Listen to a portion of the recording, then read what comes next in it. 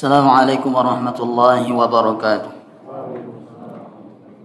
Alhamdulillah rabbil alamin, wassalatu wassalamu ala rasulillah wa ala alihi wa ashabihi wa man tabi'ahum bi ihsanin ila yaumiddin. Ya ayyuhalladzina amanu taqullaha haqqa tuqatih wa la tamutunna illa wa antum muslimun. Ya ayyuhan nasu taqu rabbakumul ladzi khalaqakum min nafsin wahidah وخلق منها زوجها وبث منهما رجالا كثيرا ونساء واتقوا الله الذي تساءلون به والأرحام إن الله كان عليكم رقيبا يا أيها الذين آمنوا اتقوا الله وقولوا قولا سديدا يصلح لكم أعمالكم ويغفر لكم ذنوبكم ومن يطع الله ورسوله فقد فاز فوزا عظيما. أما بعد فإن أحسن الكلام كلام الله وخير الهدى هدى محمد صلى الله عليه وسلم وشر الأمور محدثاتها فإن كل محدثة بدعة. Para hadirin hadirat yang semoga dirahmati Allah Subhanahu wa taala. Sebelum kita melanjutkan pembahasan sifat salat berjamaah, perlu kita sampaikan 2 atau 3 pendahuluan. Yang pertama adalah telah kita ketahui bahwasanya menuntut ilmu agama adalah sebaik-baik ibadah, bahkan lebih baik daripada atau lebih utama daripada perkara-perkara sunnah lainnya. Maka hendaklah menuntut ilmu agama itu menjadi ciri khas kita sebagai salafiyun.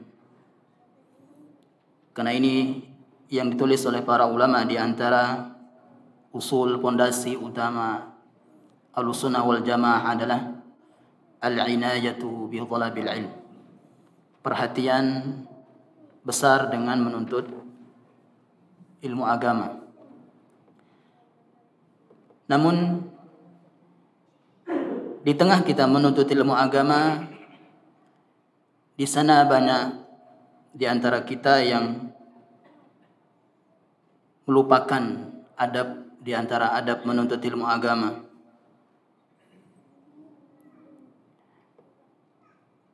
Di antaranya adalah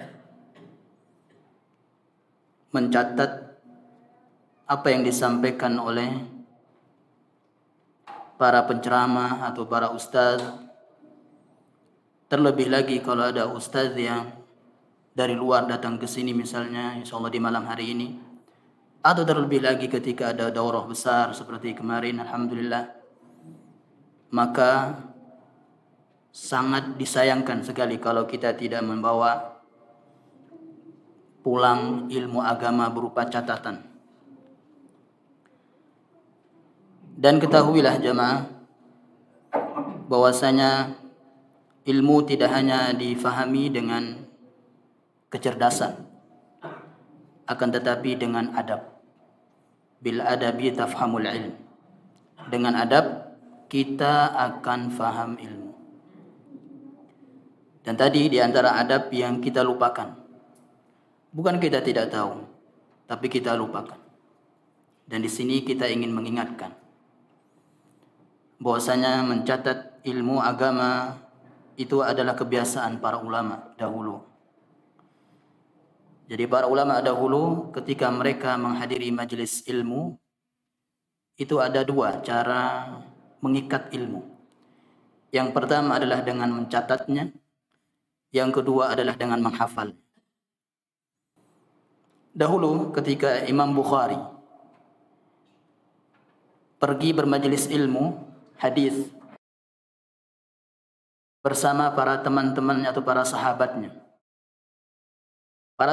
yang lain mencatat, sedangkan Imam Bukhari sendiri menghafal. Dan Imam Bukhari yang tidak terlihat mencatat bahkan diremehkan oleh sahabat yang lain. Apa yang kau dapatkan dari ilmu atau hadis yang disampaikan oleh para guru kita? Engkau tidak kami dapati mencatat hadis.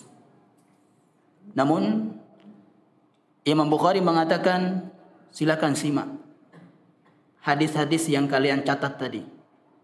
Kemudian beliau membacakan semuanya, tidak tersisa satu huruf pun. Itulah hafalan Imam Bukhari rahimallahu ta'ala. Atau kita sekarang seperti Imam Bukhari, ya, atau kita sekarang memiliki hafalan seperti Imam Bukhari. Dan lihat para ustadz kita jemaah, mereka capek-capek mencari faedah. Jadi mereka sebelum mengisi kajian, para ustadz-ustadz kita ini, mereka sebelumnya persiapan berjam-jam, persiapan mencari faedah-faedah baru yang akan disampaikan di majelis ilmu. Dan ternyata kita tidak membawa pulang faedah yang dicari oleh para ustadz sebelum mereka menyampaikan ilmu. Para jemaah hormati Allah Subhanahu wa taala. Kalau ada orang bertanya misalnya, apakah mencatat itu mendapat pahala? Maka kita katakan iya. Mencatat ilmu itu adalah termasuk ibadah kepada Allah Subhanahu wa taala, karena termasuk mengaplikasikan anjuran Nabi sallallahu alaihi wasallam yang bersabda, qayyidul ilma bil kitab. Ikatlah ilmu itu dengan catatan. Dan alhamdulillah di zaman sekarang sangat mudah. Ya, kalau kita enggak mau capek-capek bawa kitab atau bawa buku tebal, kita bisa pakai HP. Ya. Kita bisa pakai HP. Namun pernah saya lihat, ya, dengan kedua mata saya sendiri jemaah, ketika menghadiri daurah, ya, daurah, ternyata ada orang yang bawa HP ketika bermajelis ilmu. Dia kerjaannya adalah buka internet, ya, dia kerjaannya adalah buka internet, tapi yang dibuka bukan berkaitan dengan ilmu yang disampaikan. Dan saya itu lihat sendiri. Ya, ini sangat disayangkan. Ustadznya jauh-jauh dari Jawa sana datang ke sini untuk menyampaikan ilmu, faedah-faedah baru. Ya, ternyata kita tidak membawa pulangnya. Para jemaah hormati Allah Subhanahu wa taala. Kemudian mencatat itu sendiri adalah sebagai jalan untuk kita, ya, cara untuk mendapatkan ilmu agama. Ya, cara untuk mendapatkan ilmu agama sebagaimana yang disabdakan Nabi sallallahu alaihi wasallam, man salaka tariqan, siapa saja yang berjalan menempuh, yaltamisu fihi ilma, untuk mendapatkan ilmu agama. Nah, mendapatkan di sini juga adalah mencatat. Dan kita juga yang pasti insyaallah kita punya televisi dakwah, ya, di rumah kita. Nah, itu kalau kita sedang nonton televisi ya, dakwah itu, ya, sediakan catatan. Bukan hanya sediakan minuman kopi, teh dan seterusnya, ya, tapi catatan, buku catatan. Nah, itu baru kita akan mendapatkan ilmu. Kemudian jemaah, ternyata mencatat itu juga adalah obat dari lupa. Ya, mencatat itu juga adalah obat dari lupa. Kita lihat Syekh Ibn Utsaimin rahimahullah ta'ala, dia berkata dalam mentafsirkan surah Al-Alaq, faqala iqra', Allah mengatakan bacalah, thumma qala allazi 'allama bil qalam, kemudian Allah Subhanahu wa taala berfirman, "Allazi 'allama bil qalam," yang telah mengajarkan dengan pena. Maksudnya adalah iqra min hifzika, ini yang pertama. Baca dari hafalanmu. Fa illam yakun fa min qalbika. Kalau engkau tidak punya hafalan, maka baca dari catatanmu, dari penamu, maksudnya dari catatan. Fallahu tabaraka wa ta'ala bayyana lana kaifa nudawi hadhihi al-'illata. Maka Allah pada ayat ini jemaah, Allah telah menjelaskan kepada kita bagaimana cara mengobati illah, penyakit lupa ini. Wa hiya illatun nisyan, yaitu penyakit lupa. Wa dzalika bi an nudawwiyaha bil kitab, yaitu dengan cara mengobatinya dengan catatan. Ya, dengan catatan. Nah, ini yang pertama jemaah. Yang kedua adalah nasihat dari sahabat Ibnu Mas'ud radhiyallahu taala anhu. Dia pernah berkata,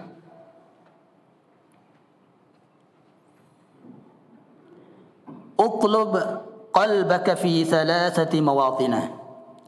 Carilah hatimu di 3 tempat. Cari hati kita di 3 tempat. Kalau hati kita itu berada pada 3 tempat ini jemaah, maka hati kita itu hidup. Yang pertama adalah inda sima'il Qur'an, ketika mentadabburi, mendengarkan Al-Qur'an. Nabi SAW ya, berkaitan dengan Al-Qur'an. Ketika Jibril alaihissalam menyampaikan wahyu, Jibril membaca dan Nabi mengikutinya. Dan itu pun ditegur oleh Jibril alaihissalam. Ya, ditegur. Saya baca dulu, baru engkau ikuti. Nah, Syekh Bazmul hafizallahu taala dia berkata, di antara adab mendengarkan Al-Qur'an adalah, di antara adab pada Al-Qur'an adalah tidak mengikutinya dengan berbarengan ketika mendengar Al-Qur'an. Dan ini teguran bagi selebgram apa namanya? Yang ada itu, yang dia ikuti bibirnya itu sesuai dengan bibir bacaan syekh yang dia ikuti. Nah, hatta la bitardidil ayah, kata Syekh Bazmul. Ya. Di antara adab ketika mendengarkan Al-Qur'an itu adalah tidak mengikutinya dengan berbarengan. Sekarang lagi viral itu di Telegram kah di mana itu? Ya, di Instagram kah? Nah, ada orang yang syekh baca Al-Quran kemudian bibirnya sesuai dengan bibir syekh tersebut. Sesuai dengan bacaan syekh tersebut. Tapi dia bukan baca Al-Quran, cuma gerakkan bibir aja sesuai dengan bacaan itu. Yang baca Al-Quran syekhnya, cuman dia bibirnya saja yang bergerak. Ada itu. Ya. Nah, itu termasuk kurang beradab dalam mendengarkan Al-Quran. Nah, dapati, cari hati kita ketika mendengarkan Al-Quran. Ya, ketika mendengarkan Al-Quran, terutama ketika mentadabburinya. Yang kedua, cari hati kita fi majalisiz zikir. Cari hati kita di majelis zikir. Ya. Majelis zikir itu sebagaimana yang dikatakan oleh Imam Atta, yaitu majelis yang dibacakan dalamnya Al-Quran dan hadis, atau majelis yang dibicarakan di situ fikih, bagaimana cara jual beli, bagaimana cara nikah, bagaimana dan seterusnya. Ya. Kemudian yang ketiga adalah wa fi waqtil khalwati. Cari hati kita di waktu dalam keadaan kita sendiri, jemaah. Ya. Nah, dalam keadaan kita sendirian ini perlu tingkatan agama yang paling tinggi, jemaah. Ya. Perlu tingkatan agama yang paling tinggi. Dan ini yang kita pelajari di Al-Usul As-Salasa. Ya. Al-Usul As-Salasa, tingkatan agama yang paling tinggi itu apa? Al-Ihsan. Ya. Jadi ketika kita dalam sendirian pegang HP, nah, perlu tingkatan agama yang paling tinggi ini, ihsan, yaitu muraqabatullah.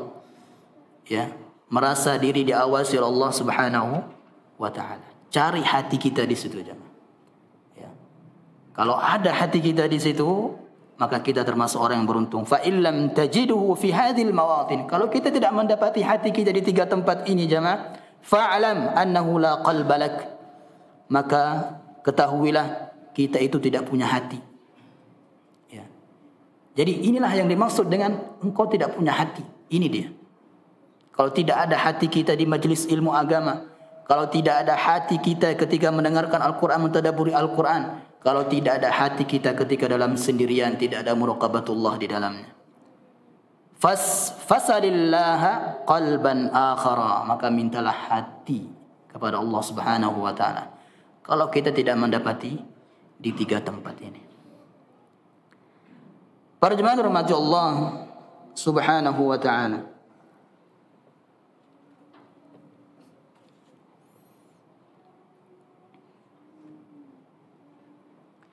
Kemudian selanjutnya adalah yang ketiga. Imam Qatadah rahimahullah ta'ala dia berkata, Innal Qur'ana, sesungguhnya Al-Quran, yadulluka ala da'in wa dawa'in. Al-Quran itu jemaah menunjuki kalian, menunjuki kepada kita, mengajarkan kepada kita penyakit dan obatnya sekaligus. Penyakit dan obatnya sekaligus. Di antara penyakit yang ada dalam Al-Quran, kalau kita merasakan jemaah, hati yang keras, hati kita keras, hati kita tidak terpengaruh dengan atau tidak bergetar ketika dinasihati Al-Quran dan hadis Nabi SAW. Itu hati yang keras. Atau hati yang sombong. Ya. Maka cara mengobatinya adalah baktilah kepada kedua orang tua kita. Bakti kepada kedua orang tua kita jemaah. Ya. Ulama-ulama yang sampai sekarang namanya disebut itu jemaah, di antara kunci sukses mereka adalah baktinya mereka kepada kedua orang tua mereka. Ya. Lihat Allah Subhanahu wa taala menceritakan dalam surah Maryam, Isa alaihissalam mengatakan, wa barran biwalidati wa lam yaj'alni jabbaran syaqiyya. Aku adalah orang yang bakti, sangat bakti kepada ibuku, kata Isa alaihissalam. Wa barran biwalidati dalam surah Maryam. Ya. Aku Isa alaihissalam termasuk yang paling bakti kepada ibunya. Kepada ibunya. Di sini disebut ibunya karena beliau tidak punya bapak. Ya. Walam yaj'alni, karena sebab itu aku tidak menjadi jabbar, sombong, jabbaran, syaqiyyan, hatiku tidak keras, membatu. Nah. Jadi kalau kita mendapati hati kita seperti itu, maka segera obati dengan bakti kepada kedua orang tua. Penyakit yang kedua jemaah, kalau kita mendapati diri kita ini merasakan penghidupan yang sempit, merasakan penghidupan yang sempit, maka bacalah ayat, Man a'rada an dzikri fa inna lahu ma'isyatan dhanka. Siapa saja yang berpaling dari peringatanku, peringatan Allah Al-Quran, hadis Nabi SAW. Kalau kita berpaling dari dua ini jemaah, ma'isyatan dhanka, kita akan merasakan ma'isyah, penghidupan dhank, sempit.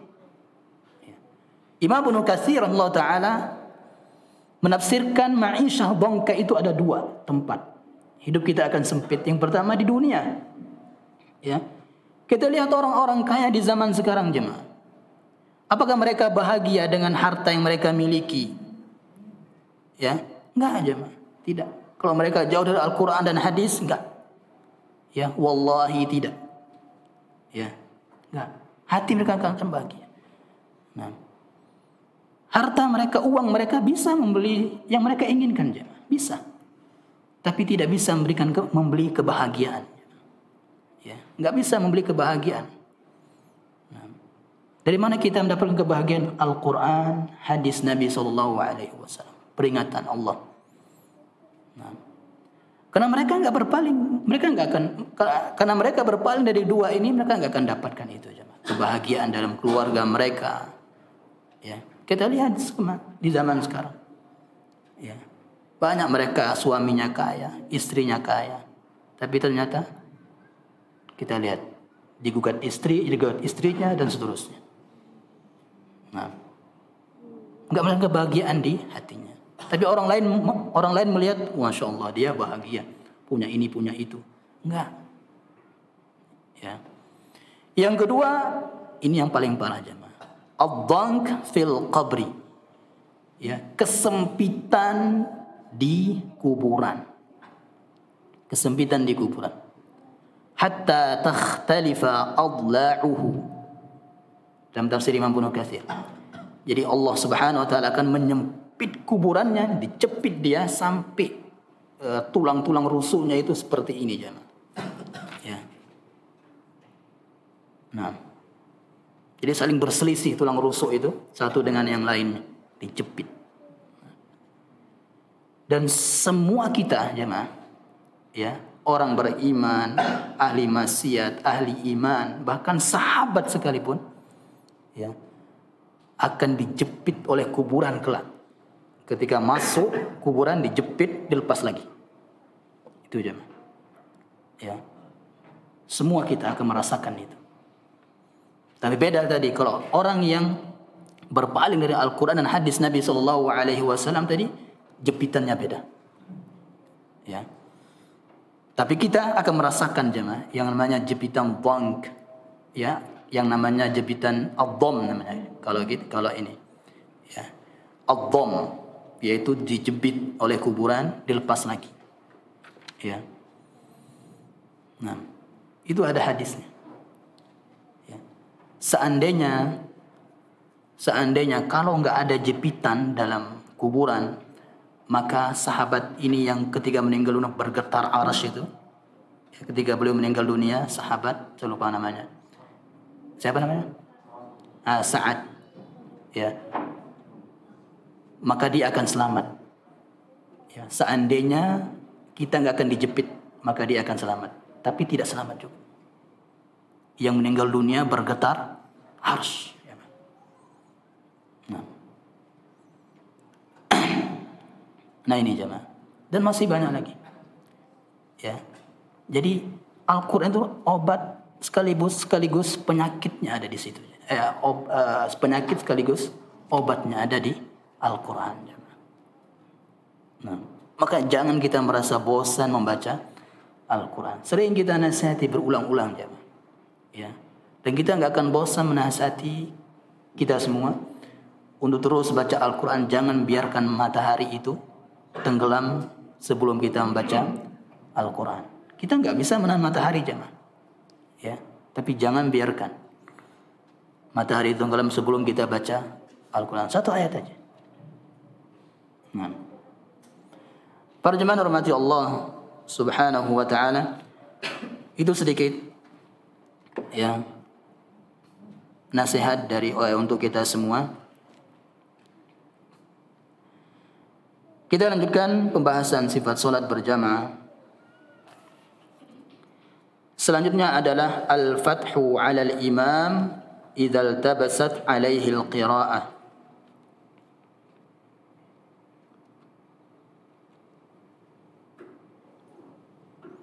Al-fathu. Al-fathu itu kalau secara bahasa Arabnya itu adalah membuka. Ya.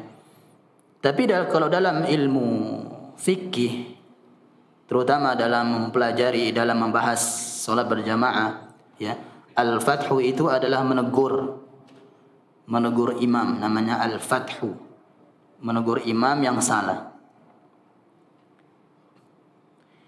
Idza iltabasatil qira'atu 'ala al-imam, jika imam salah dalam membaca bacaan Al-Quran.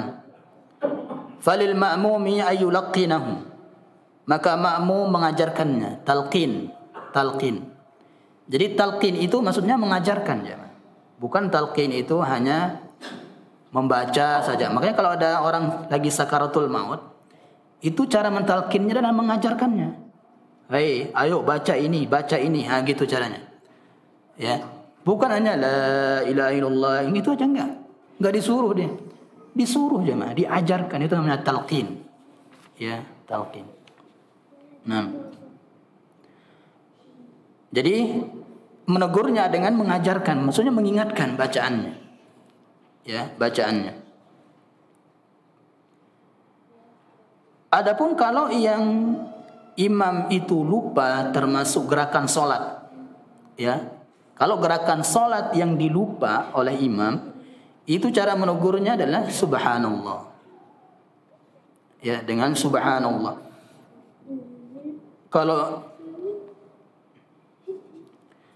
Kalau perempuan cara menegur perempuan kalau imamnya lupa gerakan misalnya, ya, maka dengan menepuk. Ya, dengan menepuk. Wastahabbahu jumhurul ulama, maka hukum menegur imam ketika salah dalam bacaan itu sunnah. Ya, hukumnya adalah dianjurkan. Nah. Dalilnya adalah sahabat Ibnu Yazid Al-Asadi Al-Maliki qala syahidtu Rasulullah sallallahu alaihi wasallam yaqra'u fi shalah fataraka syai'an lam yaqra'hu. Aku menghadiri atau salat bersama Rasulullah sallallahu alaihi wasallam sebagai imam dan dia membaca bacaan, kemudian dia meninggalkan satu ayat. Ya, meninggalkan satu ayat, lam yaqra'u, tidak membaca. Faqala lahu rajul. Kemudian ketika Nabi sallallahu alaihi wasallam selesai salat, bertanya kepada Nabi. Ada seorang sahabat bertanya kepada Nabi, wahai Rasulullah, tarakta ayatan kadza wa kadza. Wahai Nabi, tadi engkau meninggalkan ayat ini. Ya. Faqala Rasulullah sallam, halla adzkartaniha? Kenapa engkau tidak mengingatkan saya tadi? Nah ini. Jadi ini anjuran. Anjuran untuk mengingatkan imam ketika salah dalam bacaan atau lupa bacaan. Nah. Dan ada lagi juga Ubay, qala li Ubay, Nabi SAW berkata kepada Ubay, asalaita ma'ana? Wahai Ubay, apakah engkau tadi salat bersama kami? Qala na'am, iya. Ma mana'aka? Kenapa engkau tidak tegur kami? Nah ini, Nabi SAW itu juga lupa jemaah. Ya. Ini diantara isyarat bahwa Nabi itu adalah hamba Allah Subhanahu wa taala. Ya.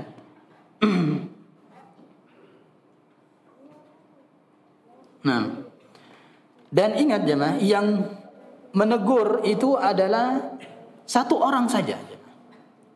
Ya, jadi yang menegur imam itu yang satu orang di belakang imam. Ya, makanya Nabi SAW bersabda, wayalini ulun nuha. Hendaklah yang di belakangku itu orang yang punya hafalan juga dan punya ilmu fikih salat juga. Itu minimalnya. Punya ilmu fikih salat juga.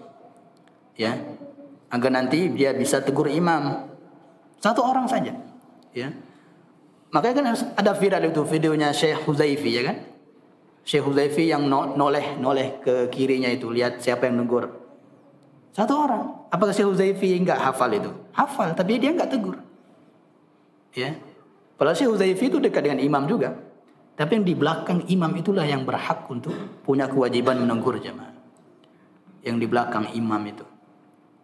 Ya. Makanya kalau yang di belakang imam tahu diri aja. Ya. Nah, jadi belakang imam itu yang ininya, yang punya hafalan juga, ya kan? Kemudian juga yang ada fikih salat. Dia punya ilmu fikih salat itu minimalnya. Ya. Nah, jadi kalau enggak seperti di zaman sekarang, ya, kita lihat orang kalau imamnya salah, ya negur, masya Allah, ya, sampai enggak kedengaran sama imam tuh loh. Apa tadi orang bilang di belakang tuh gitu, imam. Mikir juga kita ya kan jadi imam. Apa tadi yang? Nah. Dan juga yang negur juga harus ikhlas. Ini dicoba kita ikhlasan ketika negur itu. Ya. Dibisiki oleh syaitan itu. Kalau kita tegur, alhamdulillah saya ini lebih hafal. Nah, itu ya, Pak. Ya, diganggu itu sama syaitan itu untuk riya. Ya. Nah, apalagi yang negur kalau misalnya bahkan di sebagian yang saya baca tadi itu, ya. Ada yang saya baca, kalau ada yang jauh misalnya, yang imam tidak mendengar suaranya, kemudian dia negur, ya, haram itu hukumnya. Nah, sampai ada para ulama yang mengharamkan, bahkan ada ulama yang batal sholatnya katanya. Sampai segitunya jemaah. Ya, tapi kita nggak ambil itu jemaah. Ya. Tapi emang nggak boleh jemaah. Tapi yang negur itu adalah yang dekat aja. Misalnya kalau yang di belakang nggak negur, baru yang lain, satu orang saja. Ya, satu orang. Ya. Nah, walaupun kita ada hafalan jemaah yang samping kiri kanan imam misalnya, ada hafalan, atau di shop yang kedua ada hafalan juga, dan dia bisa juga, tapi kita biarkan dulu yang di belakang imam. Ya. Atau kita biarkan imam dulu mikir jemaah. Ya. Dikit lupa langsung tegur, enggak gitu jemaah. Ya. Lupa, baru aja lupa wow gitu kan langsung tegur. Nah, enggak jemaah. Ya, biarkan imam dulu mikir dulu, atau imam kan baca dulu sebelumnya, itu cara untuk mendapatkan hafalan yang lupa itu jemaah. Ya, baca dulu jauh-jauh mungkin 2 ayat sebelumnya diulang lagi, nanti akan datang lagi hafalan yang kita lupa tadi. Biarkan gitu imam dulu. Ya, jangan langsung di smash imamnya tegur ya kan. Nah, jadi hukumnya sunnah itu jemaah. Ya. Tapi kalau al-fat, ya, menegur imam yang bacaannya dalam surah Al-Fatihah, ya, menegur imam yang bacaannya bisa merubah makna, itu wajib. Ya, wajib. Wajib menegur imam yang bacaan Al-Fatihahnya itu bisa merubah makna.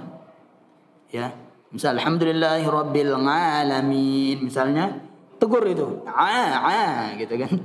Enggak jadi salat itu jangan. Makanya kalau ketahuan imam seperti itu, jauhi. Ya, cari masjid lain.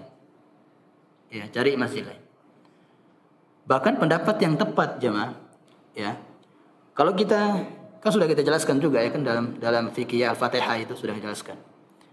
Jadi kita nggak boleh berimam kalau imamnya itu kita tahu merubah makna Al-Fatihahnya, nggak sah salat kita jemaah. Ya, dengan syarat bacaan kita lebih bagus pada imam. Kalau bacaan kita sama saja, ya, nganga juga, ya, sama saja misalnya, maka sah salat kita. Kalau sama bacaannya, ya, ini yang merubah makna. Kalau yang tidak merubah makna, salat kita sah, tapi makruh. Tuh, ya. Jadi ini di zaman sekarang sulit cari masjid yang seperti itu, jemaah.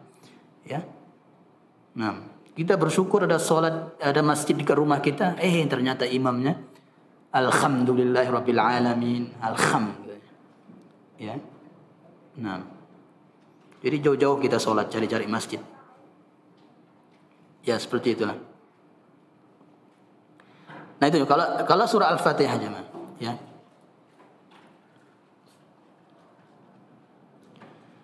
Kemudian juga ya, kalau imam lupa bacaan misalnya, lupa bacaan selain surah Al-Fatihah, ya, dia boleh langsung ruku, boleh silakan, ya, langsung ruku, nggak apa-apa. Walaupun di belakang ada yang negur juga, ruku nggak apa-apa, ya. Jadi nggak perlu lah imam cari-cari yang lain lagi gitu, ya. Kalau mau cari yang lain juga nggak apa-apa sih, ya. Tapi kalau mau ruku juga nggak apa-apa. Karena itu hukumnya sunnah. Ya, itu hukumnya sunnah. Nah. Nah, ini masalah al-fath. Ya, masalah menegur imam.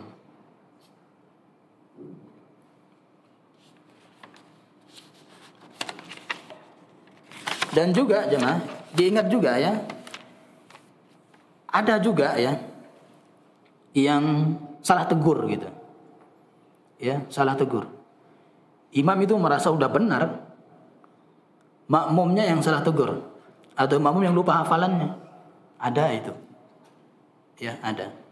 Nah, makanya harus hati-hati juga menegur imam itu. Ya. Nah. Kemudian selanjutnya ini sepertinya pengulangan ya. Yang selanjutnya ini pengulangan dari awal-awal dulu masalah niat. Ya. Yaitu sholat berjamaah juga. Apa hukum imam ketika menjadi imam sholat berjamaah berniat menjadi imam? Nah itu, berniat menjadi imam. Kan kalau orang baca usalli kan usalli fardal isya'i arba' raka'atin imaman lillahi ta'ala. Kan ada itu kan, imaman lillahi ta'ala. Nah, jadi mereka meniatkan imam. Karena dalam mazhab Syafi'i wajib. Dan sebagai syarat sahnya dia jadi imam, dia niatkan dirinya jadi imam. Dalam mazhab Syafi'i. Ya, sebagai syarat sahnya jadi imam. Tapi yang tepat adalah bukan syarat sah. Ya, bukan syarat sah. Dalilnya Nabi SAW dahulu ketika sholat tarawih ya, sholat di Ramadan, kan 3 malam Nabi sholat berjamaah itu. Nabi SAW keluar ke Masjid Nabawi sholat sendirian Nabi dulu. Nah sholat sendirian ini Nabi enggak niat jadi imam, ya sholat sendiri. Tapi ternyata ada di tengah Nabi SAW sholat setelah takbiratul ihram, ya ada datang sahabat untuk ikut berjamaah tarawih. Ya, ini dalilnya. Bahwasanya Nabi SAW, ya, atau Nabi enggak, kalau itu syarat sah berarti Nabi akan ulangi nanti. Ya, akan mengulangi sholatnya atau membatalkan sholatnya. Ntar dulu saya mau niat imam dulu. Nah, enggak. Ya. Nah itu dalilnya. Bahwasanya berniat untuk jadi imam ketika menjadi imam itu bukan syarat sah sholat. Ya. Nah. Yang kedua, berniat menjadi makmum. Ya. Berniat menjadi makmum. Ini yang makmum ya. Makmum apakah harus berniat menjadi makmum? Kan ketika lafaz usalli juga kan orang-orang masyarakat itu lafaz usalli fardal isya'i arba' raka'atin ma'muman lillahi ta'ala mustaqbilal qiblat imamun lillahi ta'ala, ya. Saya masih hafal ternyata itu. Ini kan untuk menjelaskan ya kan. Nah, ma'muman lillahi ta'ala.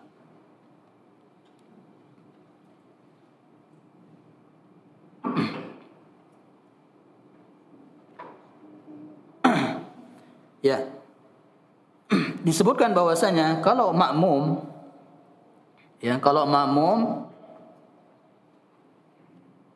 meniatkan dirinya menjadi makmum, ya, termasuk syarat sah makmum, ya, termasuk syarat sah makmum. Nah,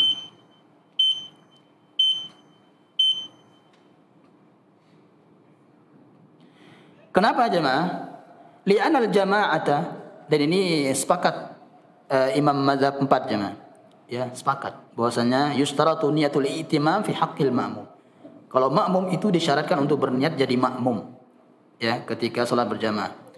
Li'anal jama'ata tata'allaqu bi ahkam wujubil ittiba. Karena jamaah itu, ya, salat berjamaah itu berkaitan dengan hukum-hukum yang wajib mengikuti imam maksudnya, ya.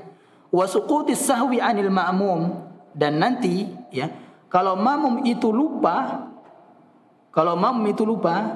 ya, lupa misalnya dia ruku malah dia baca subhana rabbil a'la misalnya, ya, itu sukut, makmum tidak wajib sujud sahwi, ya, karena dia sebagai makmum, ya, makanya harus berniat jadi makmum.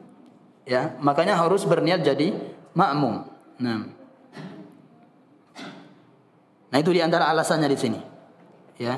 Jadi di antara alasannya adalah kalau kita mau lupa kita itu diampuni Allah Subhanahu wa taala, maka syaratnya adalah niat jadi makmum. Karena lupa kita ditanggung oleh si imam. Nah itu. Ya. Allah alam bisawab. Nah ini. Mungkin ini saja yang bisa kita sampaikan. Insyaallah kita akan lanjut lagi di masih sifat salat berjamaah. Subhanallah bihamdik. Asyhadu an la ilaha illa anta astaghfiruka wa atubu ilaik. Assalamualaikum warahmatullahi wabarakatuh.